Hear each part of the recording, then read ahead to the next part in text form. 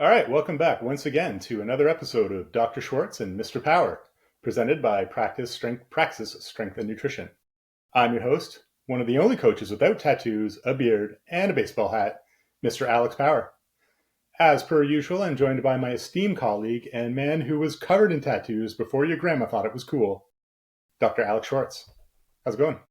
Great. I'm still tattooed. It's true, you are. You're like the OG-ish tattooed guy. Yeah. All right. Well, today we're going to talk about the idea of a performance diet or performance nutrition. Specifically, is there even such a thing? And should you worry about it beyond just pursuing a general health supporting nutrition approach? To be clear, this isn't necessarily targeted to high performance athletes. Just because I'm saying the word performance doesn't mean I'm trying to exclude anyone. Rather, it's just meant to be useful to anyone. So even if you're just new to fitness or sports and you're thinking to yourself, how should I eat to better my performance? And this question actually came to mind for me because of a new weightlifter who came to the club and basically asked that question, like, how should she change her diet? Um, so I think the general impression people get, or a lot of people get, is that you need to fuel your performance in the same way, a sports car uses high octane fuel. The reality is, I think most of the time, most energetic or performance shortfalls are physiological and not nutritional. That is, it's not a fueling problem; it's an engine problem or utilization problem. What do you think? Well, I think people have the impression that there's some diet or combination of foods that's going to create some sort of singularity or event where performance or physique outcomes are going to change drastically.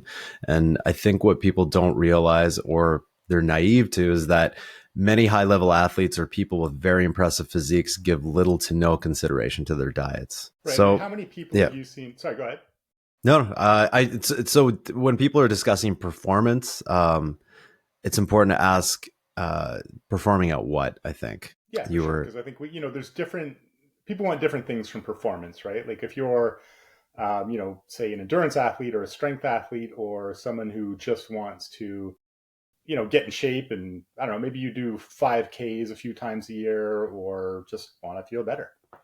Mhm. But yeah, to jump back, like how many, high performance people have you dealt with or seen over the years? People who just eat terribly and, perform amazingly despite themselves. I mean, A lot.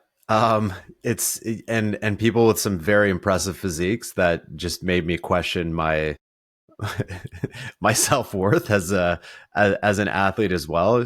Trying to watch what I eat, and basically, the running joke I've always had is that I'll look at an egg and gain 5 pounds, and not all of it's great weight.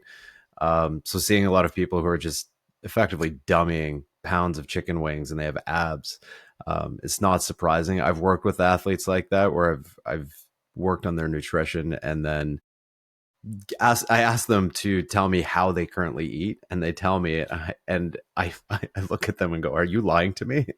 Like Fruit Loops. So things like that are it is amazing, and I've had colleagues when I've worked at previous nutrition companies who've worked with high level athletes, so NFL athletes, NBA athletes, and there's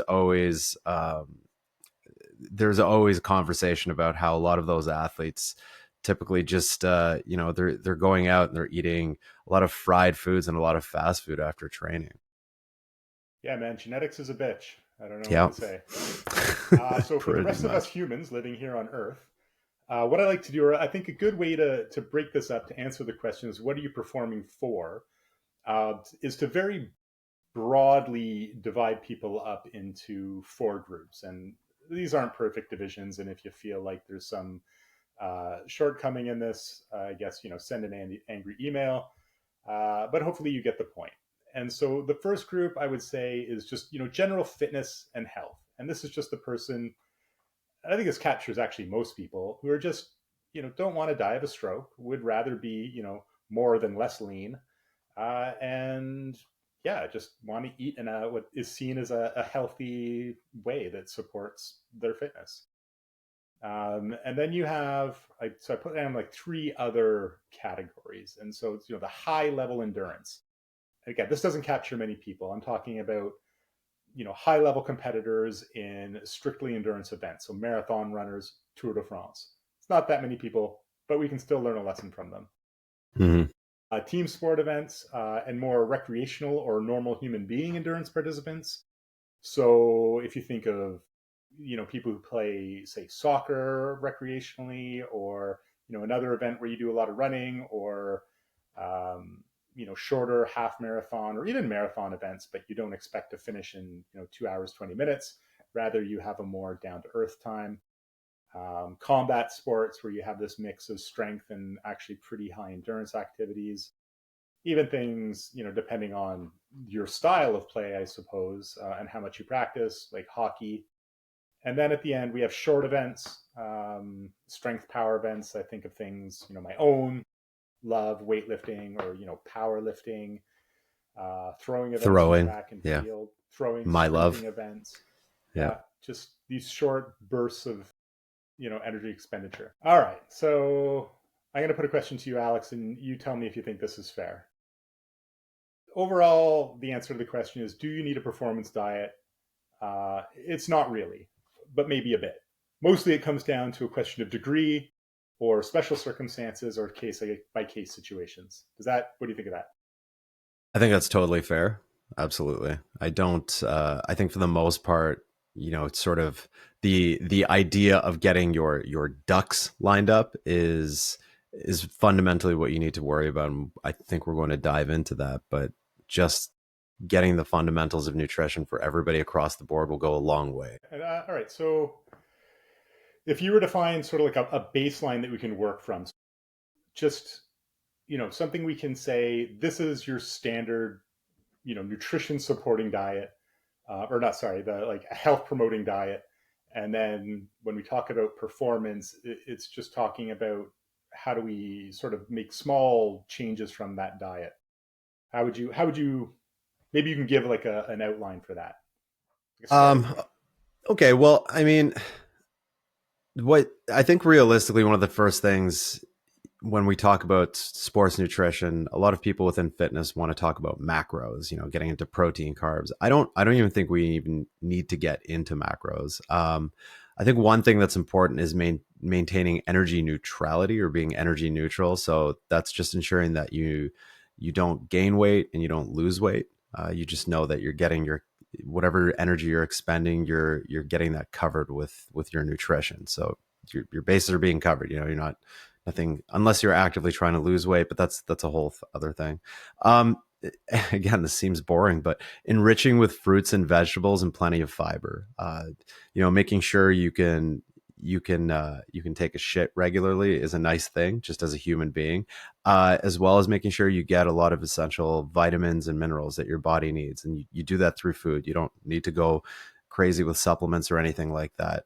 Um, and adequate protein. And when I say this, a lot of people immediately jump to just barreling protein down their throats, but we're talking about things protein in the neighborhood of about 1.3 to 1.5 grams per kilogram for the general population. And again, not too much saturated fat. So the recommendation is less than 10% of calories, but also not too little fat. So too little is a bit hard to define, but it's also not easy to hit unless you're really pushing very low fat. And honestly, most people can probably just ignore that and just make sure you're getting your polyunsaturated fatty acids. So things from vegetable fats as well as things like fish oil that we all talk about and love in nutrition. Awesome. So yeah, I think when you talk about fiber too, something, and fruits and vegetables generally, and this is what I often tell people is, the fiber turns out a little more complicated, and I think we should have an episode on this one day. Like,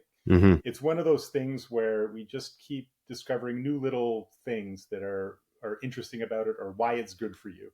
Obviously, bowel movement regularity is the first thing you'll notice, but there's lots of reason you want a fibrous diet. Similarly, fruits and vegetable. There's you're always hearing about different phytochemicals that they're discovering in fruits and vegetables, and everyone will jump on that fruit and vegetables for a while. They'll be like, "Oh, strawberries have phytochemical X. We should all eat strawberries." But I think the real lesson is that you should always be eating fruits and vegetables because we don't even know what's in them, but we know there's a lot of stuff in there that's good. And the important thing That's is also a variety too. yeah. That's something because we have this idea with vitamins, minerals, phytochemicals. It's everything all at once, and that's not the case. The nice thing about our bodies is that we have a way of subsisting off of things as long as we keep getting a variety of it. So some vitamins you'll get and minerals you get maybe are really high in vitamin A. You have a little bit of vitamin A here, and then the next week maybe you don't get as much vitamin A. Maybe you get in fruits and vegetables with other vitamins and minerals that your body needs. You're not going to have a deficiency or anything. You're going to get everything you need, and you won't be missing out. So variety is key. Well, and I think that touches on another thing, and that's that periodic variations in the amounts of these things you have don't matter, right? Mm-hmm. Like your body's a great averaging machine.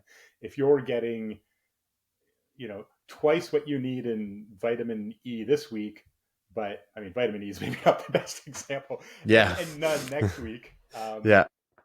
it, it's it's It's fine, right? fine. Your Yeah. body will say, okay, we can store it. So yeah, just so for the listener, vitamin E is something that can actually be quite toxic if you take a lot of it, but you do have to Mm-hmm. take a lot. For instance, that's why you shouldn't eat. It probably doesn't come up very often for most people. Don't eat polar bear liver. It's Yeah. very high in vitamin E to the extent that Mm-hmm. it will kill you. Yes. Um, so yeah, anyway, yeah, no polar bear liver. And don't listen to any online influencers that are specifically promoting eating raw liver. Oh my gosh, yeah. We So shall not yeah, name so them. for Beetlejuice. and maybe maybe listeners can use that list we mentioned before as a bit of a rubric. So if someone's advancing or advocating some diet that sounds maybe a little bit questionable or a little extreme in the consumption or I guess deletion of any food item, ask yourself, does it still fit within this framework of being adequately fibrous, full of vegetables? You've got your lean protein sources, and a little bit of saturated fat, and some polyunsaturated fatty acids. If it checks those boxes, you're probably okay. Mm-hmm.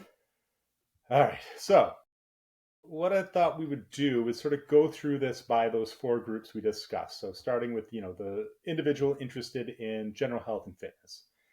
And so basically, the formula above is the go-to nutritional approach for that person, with an eye to either keeping their calories where their weight stays the same, or supporting a recomposition. That's another popular goal where the person is Mm-hmm. trying to simultaneously drop some adipose tissue, gain a little bit of muscle, which can even be done on a bit of a calorie deficit, so long as you're not too lean already.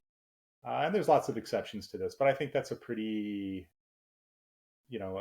safe to say as the approach for the individual interested in just general health and fitness. Sound good? Yeah. Yeah. Sounds good. All right. So if we broke this up into training phases and competition phases, so or sorry, no, I'm getting ahead of myself. So if we had a true endurance athlete, so I think we can square away the general fitness person. Don't go to the gym hungry. Don't go to your event hungry. You're fine. That's all you got to worry about. You need to power up. You don't need to fuel up. Don't be hungry. You'll be okay. All right. So our second group, and that's the true endurance athlete. So someone competing at a high level in an endurance sport. Um, there's probably not many listeners, if any, who fall into that category, but we should cover it because I think it defines the far end of the spectrum, right? So if we divided that into training and competition, so how this person would eat during training, so ostensibly every day, pretty much, versus how they would eat on a competition day, or in the case of a multi-day event like Tour de France, how they would eat during that period. So why don't you take us through some of the ideas for how someone like that would eat during training? Sure. Well, the major challenge is just eating enough. The types of training volumes that high level endurance athletes clock it's just remarkable. It takes a lot of food. I I immediately think back to an Olympic champion swimmer Michael Phelps, who he was ingesting. He had to ingest roughly 8 to 10,000 calories a day to cover just keep weight and not lose weight. Where it was to the point where he was eating at McDonald's because he just couldn't find enough healthy food or keep it in his body enough. And it's just the amount of training volume that he was sustaining. You know, he's not necessarily, you know, he was doing, I can't remember which events he was doing, but it was sprint events as well as mid distance events. And he was incredible. But he just couldn't eat enough. So, you know, that's really important. Like you said, it goes back to just don't be hungry. Electrolytes can be a consideration, but they're also pretty easy to manage. Heat and humidity, we can treat those separately. Um, it might also surprise people, but there's really actually not much more to this. There's less cultural emphasis on protein amongst endurance athletes, but they also need their protein. Otherwise, the main concern is just usually lots and lots of carbohydrates. Yeah, so I know it's funny that you mentioned the weight loss. I know that that's a big issue for multi-day endurance events like Tour de France. Like they typically lose weight through the event, and that's obviously an extreme example. And like I said, I don't think a lot of our listeners probably have to worry about that, but it does show, you know, at the extreme end of how much energy people are using in a day, where over the course of a week they can't maintain their weight, even though they're basically professional eaters on Yeah. bicycles.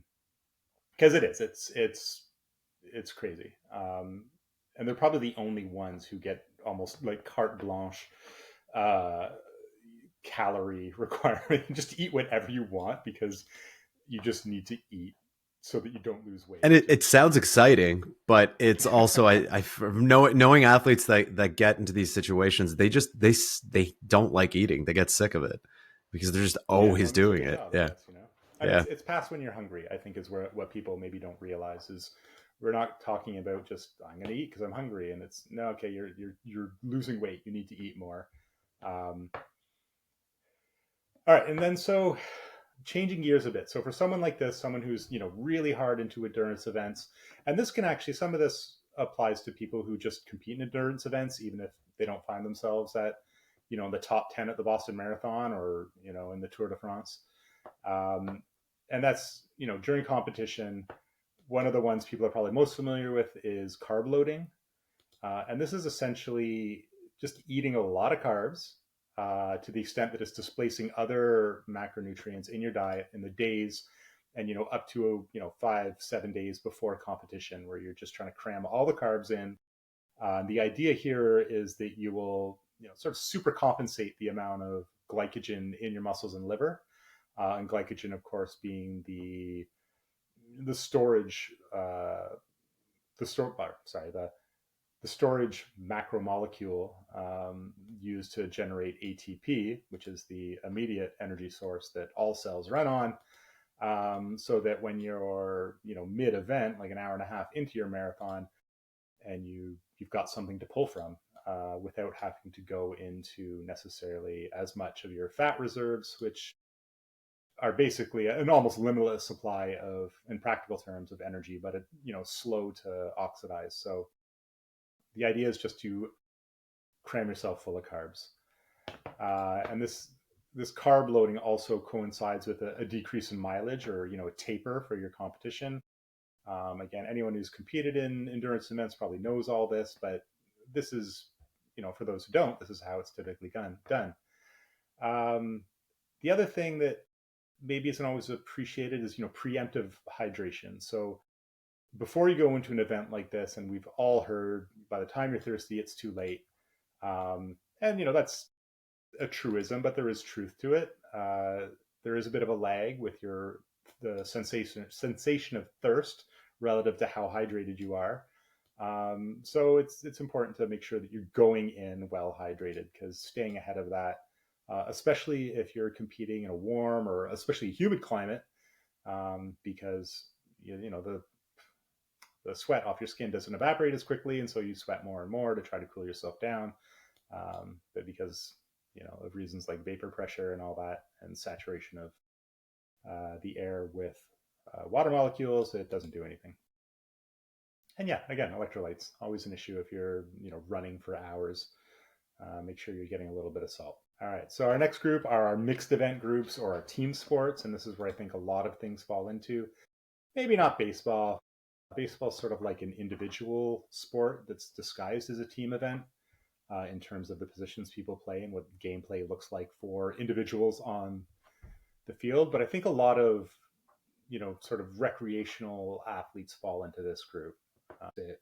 Soccer teams, yeah, even I mean, combat sports are really big now. So if you're doing MMA, um, a lot of people fall in this group. Mhm. All right, so thoughts on training? It's not similar to endurance events. It's just a matter of degree more than anything. So you'll likely just need to take more time and take more care to not overshoot calories too much. And again, protein requirements need to be considered, but they stay about the same. So for training, that's really the two big things. Okay, so again, like not being hungry, like making sure you're eating enough, but also trying to not eating all the time so that you're needlessly gaining adipose weight because it's not good for your health, and we want our listeners to be healthy. All right, how about competition? Where would you go with that? Like, so you've got a, let's say I decide I'm going to start doing MMA events. I'm in decent shape. Let's pretend for a second that I don't have torn cartilage in both my knees, and I'm like, yeah, I want to roll around on my knees We're for really recreation. pretending here, huh? Okay. Yeah, go. For competition, I mean, again, it depends. In MMA, not so much, but a lot of these athletes can still make use of carb loading for events. But carb loading is a lot less useful for team sports with regular season schedules, especially with games that are played more often. So if you play a game more than once a week, carb loading just ends up being eating lots of carbohydrates all the time. It's not bad, but just don't expect the same sort of loading effect. And again, it's easy just to end up eating way too much. Um, I know it is for me, anyways, which is why I try to, you know, consciously work on my pasta intake, even though we have a lot of delicious pasta in the house right now.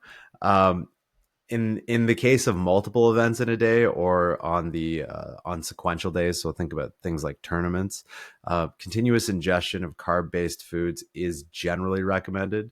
Foods that are slower to digest, like fatty foods, high protein, high fiber, they can cause a bit of gastric upset for some people. It sticks around your gut if you need to move around. It's just a combination of it all is a bit of an unpleasant situation. You also want to avoid foods with a significant osmotic effect, like protein bars with sugar alcohols. Again, gastric upset. Sometimes it can get pretty bad. Depending on the extent and the intensity of the tournament or the climate that you're in, you might want to consider electrolytes. Preemptive hydration, though, is key for all of this. Just making sure you get enough water throughout the day, the week, etc. Follow that up with continuous hydration. The pee test is surprisingly useful. Just make sure that your pee isn't aggressively yellow, as they say. There's no specific values for the amount of hydration, but again, it'll vary a lot by climate, and even with climate, even if you're in one specific place, I specifically remember training year round, so it depends on the time of year. As in the wintertime, it gets pretty dry, whereas in the summertime, we're basically in a swamp sometimes. So it's going to vary with how you sweat, and electrolytes are also sometimes a consideration in these situations. Yeah, and I think like going back to what you're saying about slower to digest foods, this is one you can test out too. Like often people have a sense of whether or not exercising on a more or less full stomach bothers them, and it's going to be pretty individual. Um, Mm-hmm. the just so people know what we're talking about with like the sugar alcohols. So a lot of when you think of protein bars, and they have that soft, chewy quality. So that's actually from the addition of glycols, which are a class of molecule that looks a little bit like a carbohydrate, but it's got alcohol groups on it. So it's called a sugar alcohol. Um, so for those who didn't take a biochemistry class, and so they tend to hold water near them. They make things soft and give it that nice chewy texture. Um, so that the same thing that makes them the chewy texture that helps them, sort of hold water. It's not they're not dissolved in water, but they actually have water molecules associated with them. also can cause some problems with your gut. So if you, and this is person by person, alcohol by alcohol, um, or sugar alcohol by sugar alcohol. But if you eat these, they get into your gut, so they're in your intestine. And when food gets to your large intestine, normally what happens is it gets dehydrated, right? And so, you eat your food, chew it up, goes through your stomach, hits your small intestine. That's where you do most of the absorbing and enzymatic breakdown of the food, get all your nutrients out of it. Then it makes it to your large intestine, which is right before your colon, and your body resorbs a lot of water from this and prepares it for expulsion as poop. So these sugar alcohols work against that. So they will hold on to the water. And so this can cause, amongst other things, diarrhea. And it's not a great feeling. Like it also for a lot of people causes cramping. A specific memory about someone giving me what I didn't realize were sugar-free jelly beans. And I guess part of what went into them is these sugar alcohols, and it was not. It felt bad. It's not a good feeling. I'm wondering I with don't know. endurance sport too. They have those they have those packets of mush, or The it's like gel, adult baby yeah. food. Yeah.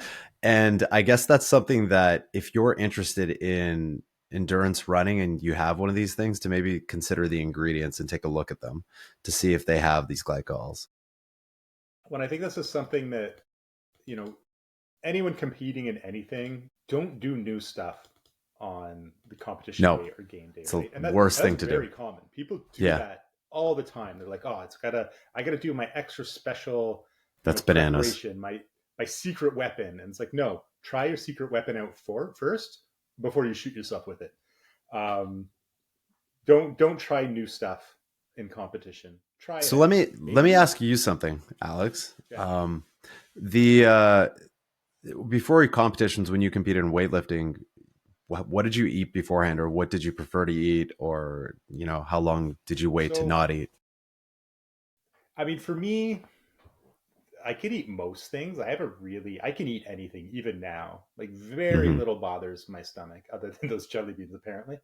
Apparently. Um, and even when I get nervous, I don't, sort of get a fluttery stomach feeling. And I think you couple Hmm. that with the fact that the total energy expenditure in weightlifting is pretty minimal. Like it's hard work when you're doing it, but even at a competition, you're not using a lot of energy in the absolute sense.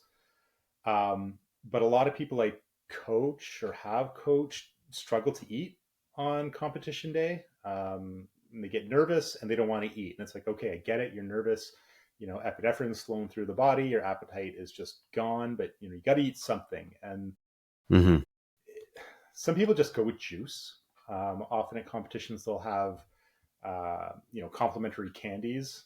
Which again, if you're not sure what's in them or you've never use these Don't touch them. while Yeah. lifting, like, go with something right? It sounds Bring a maybe banana. overly, yeah, like eat something is going to be okay. If you normally have, sour keys and they've got a thing of sour keys, I guess have sour keys, right? That's fine. But, um, and I don't, I'm not trying to make people scared or nervous, but, if something's going to go wrong, you don't want it to be on competition day, right? Especially if it's something like weightlifting where you only compete a few times a year. If you screw it up because you gave yourself an upset stomach because of something, then you're going to be frustrated with yourself. So for me, I just ate whatever. Sometimes would struggle to eat a bit because of nerves. It does sort of kill your appetite. Hmm.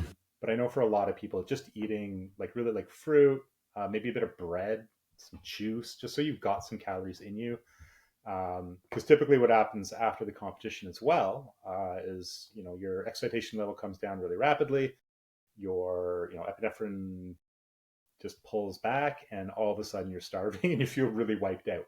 And competition's over, it's not the end of the world, but it's nice to not have that like really dramatic crash at the end, which yeah, I've seen often enough.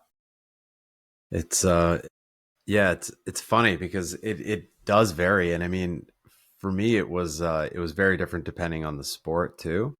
For track, for field, for throwing, Um, I I didn't have a problem eating before competition at any point, but I found that I needed to consciously just not eat the day of, because I felt lighter on an empty stomach, and I felt I just felt more explosive. It was a strange thing, but again, it was a preference. It had nothing to do with any certain physiological effects.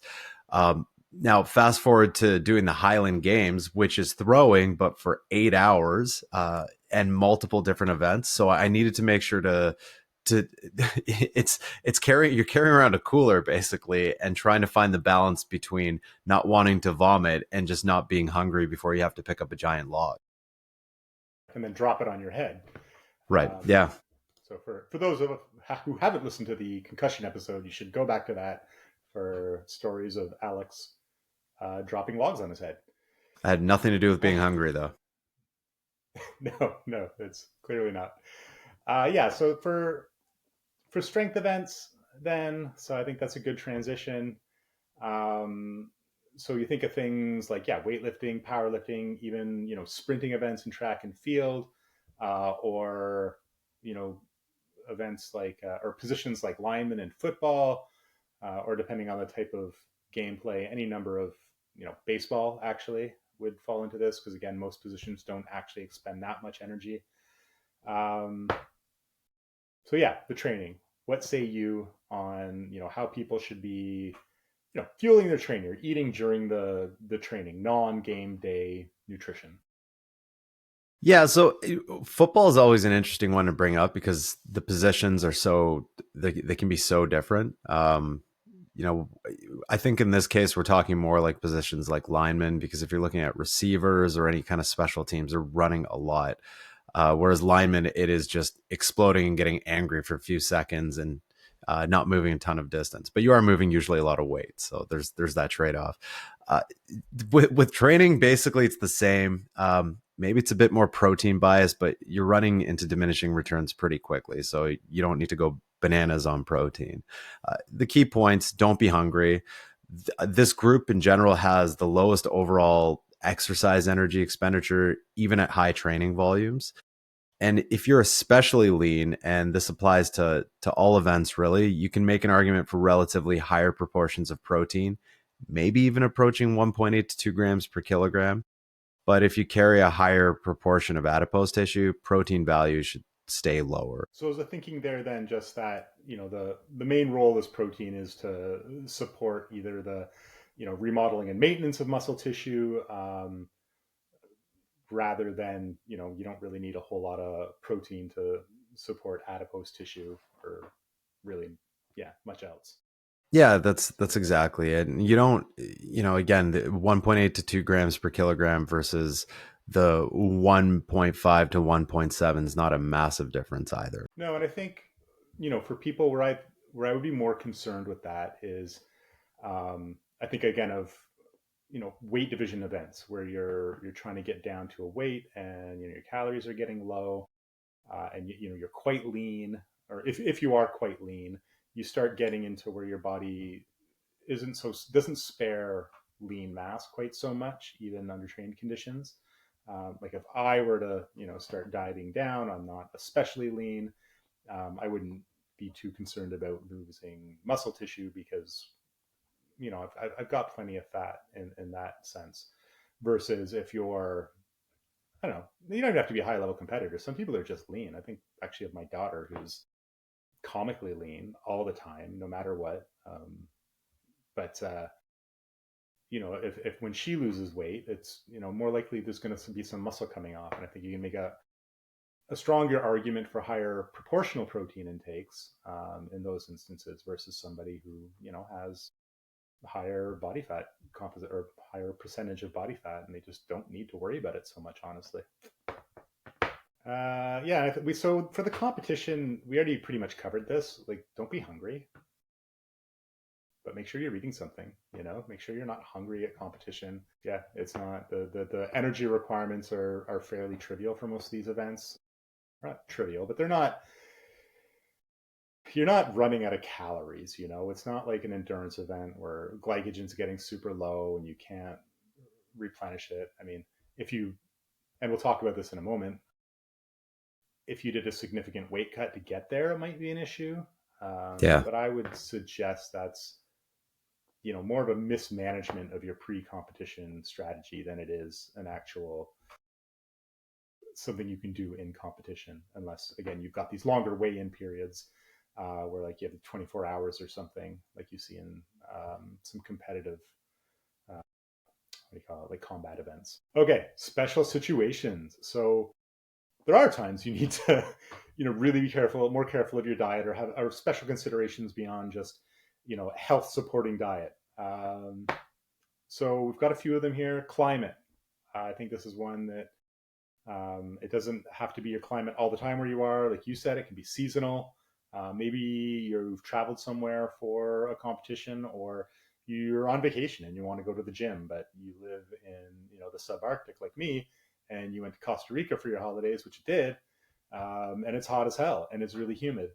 And you spend the day surfing, and it turns out you get super dehydrated. Yep. So yeah, what do you think? Climate, lay it on me.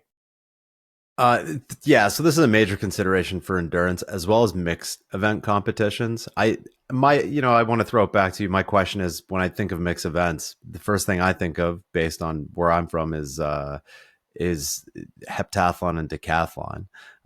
Would you kind of categorize that in the same sort of consideration as you would for endurance athletes? Yeah, I think again on the lower end, right? Like they're not, Mm-hmm. you're doing stuff for a while. I think that's the non-technical Yeah. definition I would use. You know, when people talk about specific events, 800 meter, if you're a high level, like if you're running 800 meters and you're a high level performer, it's pretty fast. It's Yeah. not fast for everybody, like No. that's a longer event for some people. Uh, Similarly, if you're playing soccer, that can be a lot of running, or if it's more recreational, it's like less running. But if you're doing stuff for a while, right? Like if you spend the afternoon running for even just your rec soccer, your city level recreational league. It's a hot day, it's 35 degrees or 30 degrees. So for context, I know about half of our listeners are actually based in the US. So I'm not sure what that is in British loyalist units. I'm going to say it's like 11 degrees. I have no idea. People just have to look it up. But if Yeah, just it's look it up. for the rest of the world, if it's 30, 35 degrees, like that's hot. And if you've got, I don't know, like 60% relative humidity, your sweat's not doing a whole lot. You can overheat pretty quickly. Drink lots of water. Make sure you Yeah. prehydrate, right? Yeah, absolutely. All right, travel. Let's say you're traveling. So we got a few situations here I can think of. One, so we travel a lot for competition with the weightlifting club because we are in a remote location. One is just you're traveling. You're going straight north or south. You're staying in the same time zone. But anyone who's done any travel by planes, the food's kind of crap on the planes. You're probably going to find yourself in airports, waiting around, eating unfamiliar food, eating from what you can find in an airport. Yeah, what do you think about that? Yeah, I mean, on top of, and this is less nutritional, but on top of just sitting in a cramped airplane for X amount of time, or in a car, or however you're traveling is not comfortable. But definitely the food can be an issue. So consider bringing food if possible. That would be the best piece of advice. If you're moving through time zones, like you said, north and south is one thing, but time zones, you get the jet lag effect. So it's more than just a sleep schedule. It can mess with your appetite, your GI transit. So the one of the simplest things to do is just to preemptively adjust your sleeping and eating schedule to wherever you're going to be competing.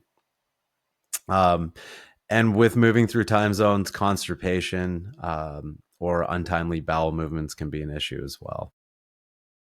Yeah, for sure. I think what you said about jet lag's not just about your sleep. Like your whole body works on this day night cycle, like these circadian rhythms where you wake up, and shortly after waking up your body starts telling you, okay, we need to eat. We haven't eaten in hours, and then things are pretty a lot of things are surprisingly well scheduled within your body, like when you're going to get hungry. And anyone who's really jumped a lot of time zones, like say you're in North America and you travel to Asia, jumping Yeah. through 12 hours of time zones, 20 hours of time zones. It's you wake up in the middle of the night and you're hungry because it's actually the Yeah. middle of the day for you, and it takes a while to get used to that. So if you can offset that even a little bit, um, And that's a an extreme example, but let's say again you're in North America, you're on the West Coast, and you're going to the East Coast. Now you're looking at 4 or 5 hour time difference. Um, maybe depending on which way you're going, you try to sleep in a bit, stay up a little late, or the other way is easier. Most people can't just sleep in and miss work. But to the extent you can, if you can change your schedule so it more closely matches where you're going, it can be pretty helpful. You know, can't always do it, but that is a strategy.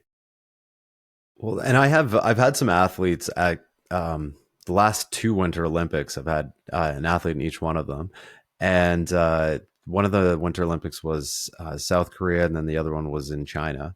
And they're traveling from North America, so one that's a slog. And I know they had adjustment periods. They both trained in Europe as well for a little bit prior to that because it coincided with the season leading up to the Olympics.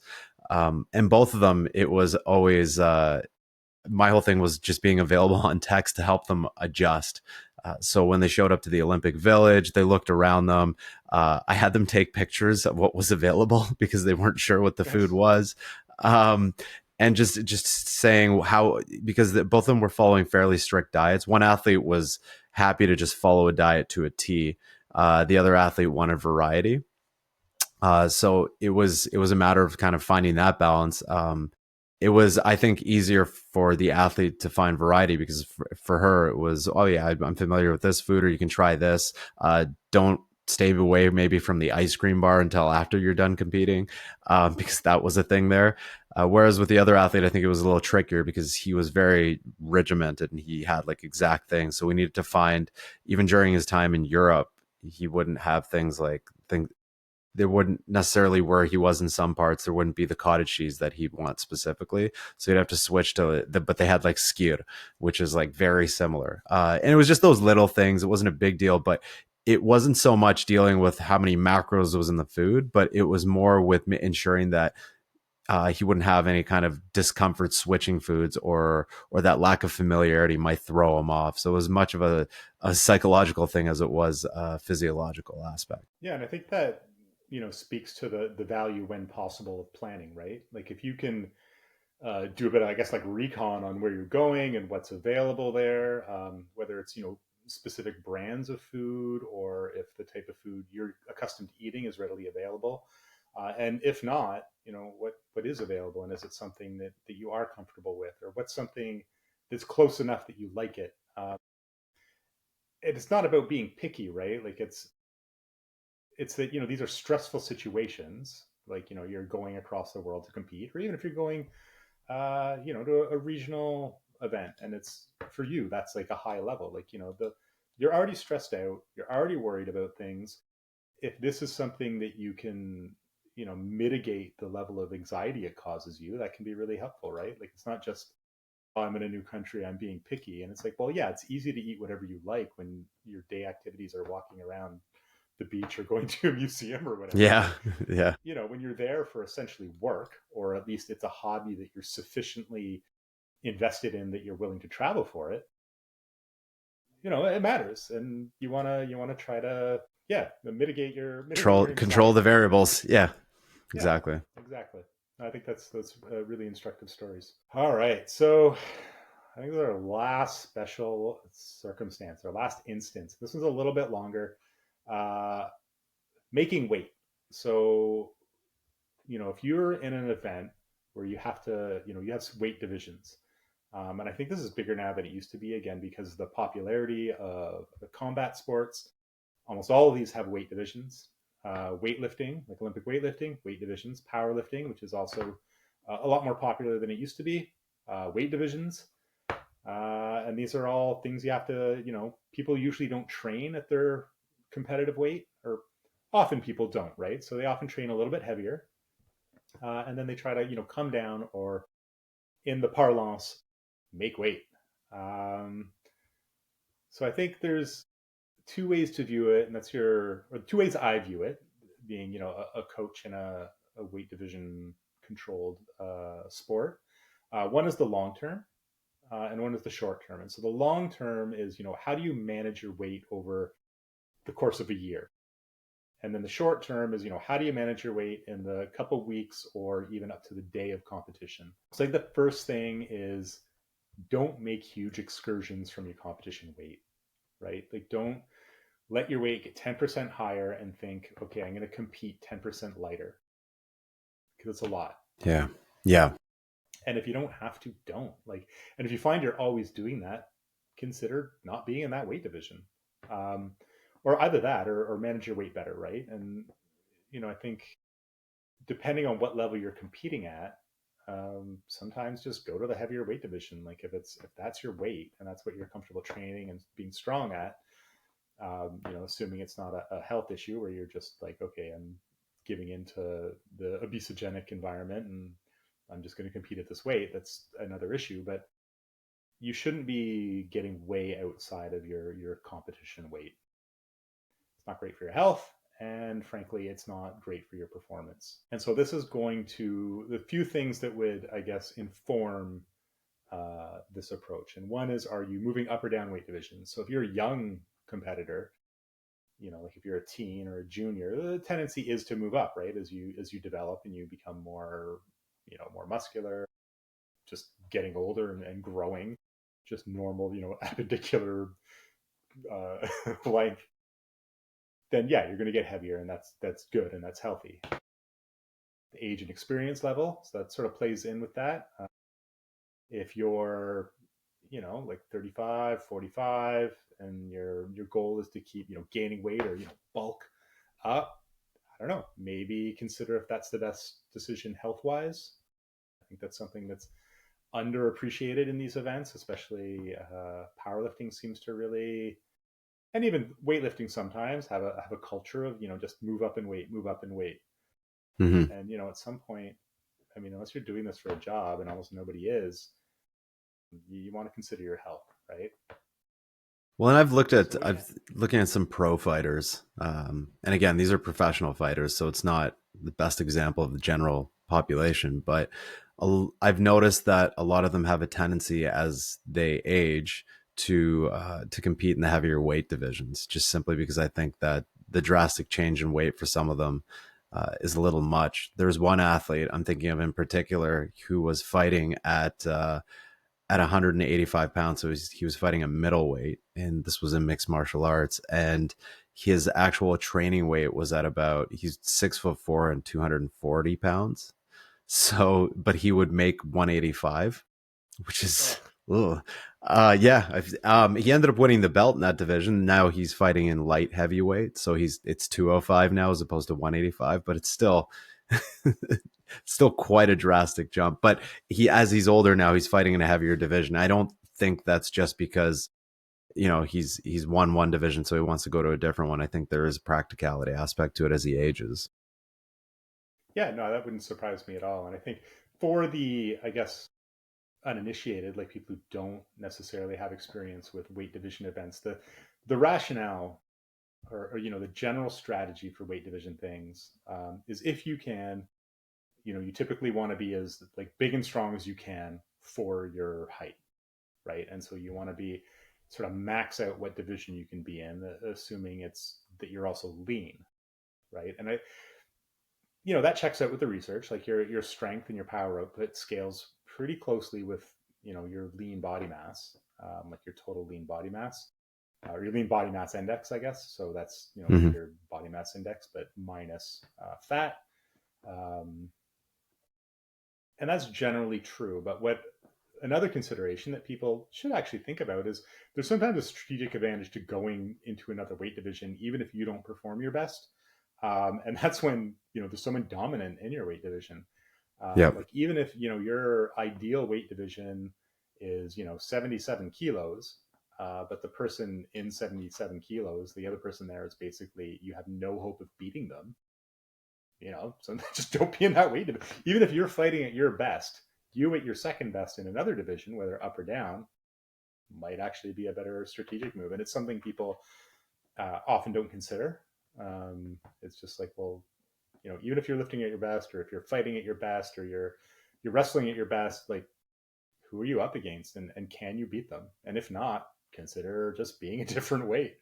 Um, I think you could But I share think some there's a, experience with that too, oh yeah, for sure. I mean, because like you just happen to have an Olympian in your division.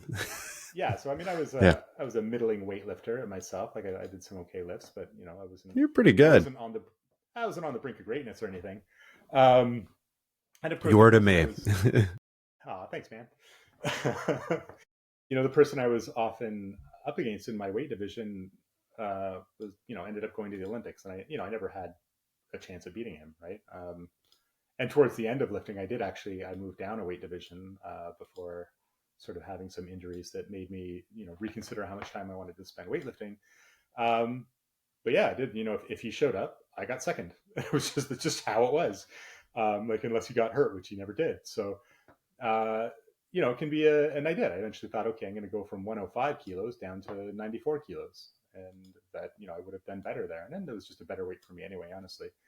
Um, but yeah, so all to say, okay, so short term. So this is the actual, you know, down to brass tacks. Competition's coming up. You've got to, you know, make weight. So you need to get from your, you know, training weight, like what you sort of weigh day to day, down to what you're going to weigh at the scale. Um, and so this, depending on your event, you have different amounts of time, right? So um, something that, you know, this making weight has a long history of really reckless and dangerous practices where people try to shed, you know, 10% of their body weight by, you know, sitting in like exercising in saunas or wrapped in plastic bags to induce sweating and drop huge amounts of weight. There's been a few, you know, high profile instances where people have died from, you know, just getting too dehydrated or disrupting electrolyte balance.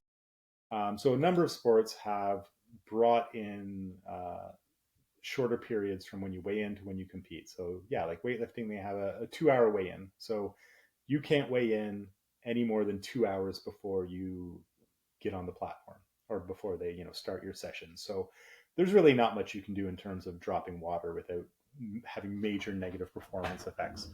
Um, some events, especially, you know, professional level fighting, I think they have like 24 hours is more common. Yep. And Yeah. people can get more aggressive because you have a whole day to rehydrate and eat and get muscle glycogen levels up.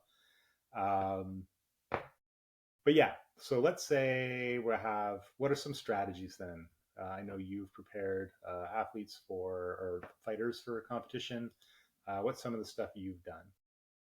Yeah. So, I mean, for the record, I don't love the 24-hour weigh-in because I feel that you should always be training at the weight that you're going to be competing in, uh, just across the board. But I know that that's not going to be the case. You know, we don't live in my perfect world, so it varies.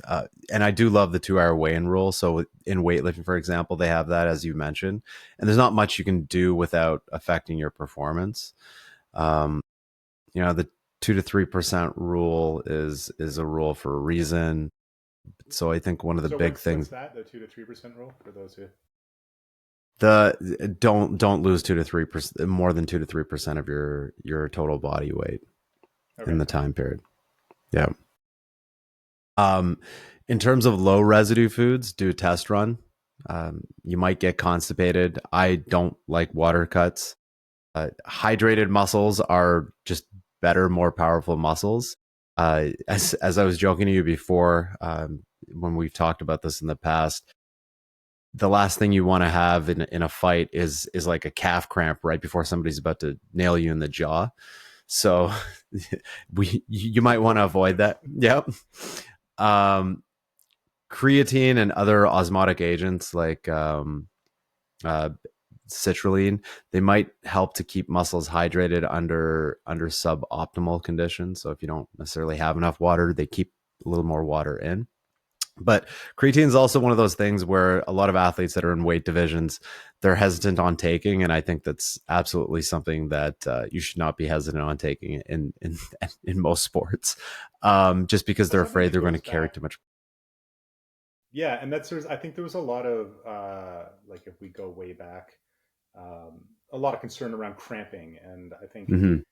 I mean, this gets thrown around a lot, but it's misinformation, right? There's no evidence that I'm aware of that creatine causes cramping, and this idea of water weight, and that it's just like dead weight, and it's that's incorrect for a couple of reasons, right? Like one, the water in the muscle is part of the effect. Like it's the creatine in the muscle has an osmotic effect. It pulls water into the muscle, and having a well hydrated muscle for like biomechanic reasons can actually improve power output. And I'm not just talking about the more rapid recycling of ATP, but there's an actual likely mechanic effect of the muscle being more hydrated, having better leverage. But maybe discussion for another time. But that's an old one. I think I hear that less now. I don't know, but maybe I'm totally I've wrong. still heard I still hear it whenever I bring up Okay. creatine to athletes that athletes and people who are training about taking creatine when they start lifting weights. They're like, well, won't I just gain water weight? It's like, well, one, so what? Yes, Yeah, two. It's good. yeah, yeah. It's good. It'll help you. It'll help you sustain more volume, so you'll end up performing better because you can work out better, It's basically. good. So It's good water. yeah, it's good water. There's nothing wrong with a little bit of extra water. There's worse things you could have a little too much of in your body than water. Um, yeah. Okay, so you So mentioned low residue foods. So that's not maybe like a day-to-day term for everybody. So what are we talking about? Low residue foods, like leading up to competition. uh I mean one of a lot of they call it dry foods sometimes. Just foods that you're not necessarily uh going to hold um sorry, Alex, I'm stumbling around with this one. So like low fiber, basically, because Yeah. fiber holds a lot of water, right? Like Yeah. that's the thinking. Because unfortunately, Dr. Schwartz is having a old person moment, but yeah, like a low residue, low fiber. So fiber gets in your gut. One of the ways it keeps you regular is it absorb or holds water close to it, and Hmm. so your intestines are full of water and fiber, which almost in every situation is good. It's good for your health. It's good for staying regular. It's not great for making weight. So yeah, that's all. It's occurred to me that people might not be familiar with that term. Um, Although I have it, so and that's the common recommendation, right? And so for me, and again, it goes back to like try this stuff first, right? Like if you're have something coming up where you have to make weight, try a week of or a few days of low residue foods to see what it does to your weight. Because I know for me, it doesn't do anything because I just get constipated, and like maybe there's less water in my intestine, but there's more other stuff. So I don't find it has any positive effect on making weight for me. So yeah, try it first. Maybe it'll help. Maybe it won't. A lot of people swear by it, but find out if you're that person beforehand. All right. So how about like previous day weigh-in? So what if you do have 24 hours? But again, I know you're not. If they put you in charge of the regulations, you change it. But if you Yeah. aren't, Uh, what do you do? you can be a lot more aggressive, but just don't be stupid. Like you said, with doing a test run with foods, do a test run beforehand with weigh-ins. So in training, um, whether you have a competition or not, I think I always think of fighting, and because I always see fighters doing the most aggressive banana stuff when it comes to dropping weight. You talk about plastic bags, like cycling with garbage bags around them, or going into saunas. And there's like a fight culture about toughness, but it just I just think it's really stupid. Like a lot of this toughness sort of culture stuff in sport, it's just putting you in more harm. So I mean, if you're going to do it and you're going to be aggressive with it, like that one athlete I was talking about, do a test run and a training at some point. So see what works, see how much weight you can lose. And just for the most part, you want to still maintain a lower body weight during training, because you don't it's a bit of a shock. Um, don't drop too much weight in the weeks leading up to the event. You don't want to mess up with your glycogen storage, and that can suffer in periods of rapid weight loss, which means you can't train well, which means you're kind of sluggish, which kind of throws off the last few weeks of training. And those can be important because you're decreasing volume, but there's a lot of technical work that still goes into those things. And so if you're not able to sustain that, you're going to be in trouble. It's just not a good situation. And like I keep reiterating, just please consider not dropping weight. Especially if it's an event that just doesn't matter that much. If there's not, it's not like if there's not like the ton of money in your career and everything on the line, and you have to pay all your coaches and all the people around you because you're a pro fighter, then maybe it's just not worth it. Yeah, and I think too sometimes, like even in fighting, you like combat sports, you have tune-up events, right? Like not Mm-hmm. all events are worth the same, have the same value.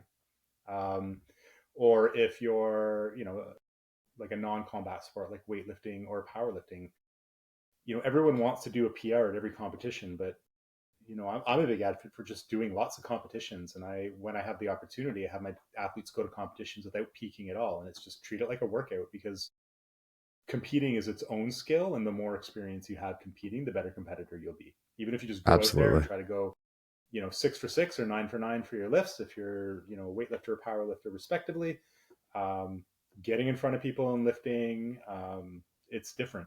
Warming up in a room you're unfamiliar with, it's different. Using bars that you don't train with at home, it's different. So there's a lot to be said for competing for competition's sake, and those are great meets to go in and not try to make weight and not try to do anything. Just go in, have fun. Or if you are just a recreational lifter, like, and you're not using this competition to qualify for anything, like, you don't need it to put up a number for a certain weight division regionally or nationally. Who cares? Just weigh whatever. Just wake up, have breakfast, go weigh in. Like, it doesn't matter at all. Treat it like a hobby. Enjoy yourself. Um, yeah, I was trying to think. I thought you made me think of something, and then I lost it.